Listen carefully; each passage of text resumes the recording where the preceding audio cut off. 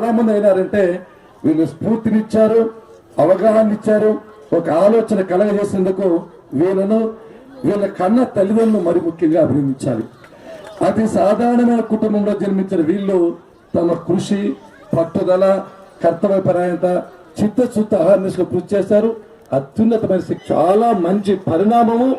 వాళ్ళని రాష్ట్ర మంత్రిగా, ఒక సోదరుడిగా ప్రత్యేకంగా అభినందిస్తున్నానని చెప్పి ఈ సందర్భం గుర్తు చేస్తున్నాను. నరసింహప్ప గారంటే మాకు విపరీతమైన అభిమానము, గౌరవము, మంచి వ్యక్తి. జేవి రాముడు గారు మేము కాంటెంపరీ, మంచి మిత్రుడు. వీళ్ళ ఆర్బిట్ వేవ్ లెంత్ మాకు కూడా సూట్ అవుతుంది కాబట్టి మంచి మిత్రులుగా ఉన్నాం. ఈ గ్రామానికి సహాయం చేయడానికి మనస్ఫూర్తిగా నిండు మనసుతో రాష్ట్ర ప్రభుత్వం తన హామీ ఇస్తున్నాను. చాలా అభివృద్ధి చేస్తారు. మిగతా కార్యక్రమాలకు కూడా కలెక్టర్స్ కోఆర్డినేట్ చేసుకొని మన శాసనసభ్యులు కూడా ఈ గ్రామానికి ఎక్కువ తన ఫండ్ లో 3/4 దీనికి ఇవ్వాలని చెప్పి నిర్ణయం తీసుకున్నారు.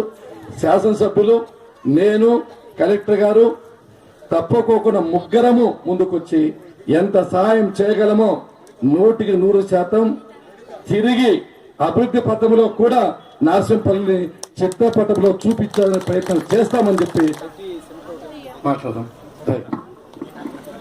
రెండవది, మీరందరూ నా వైపు చూడాలి.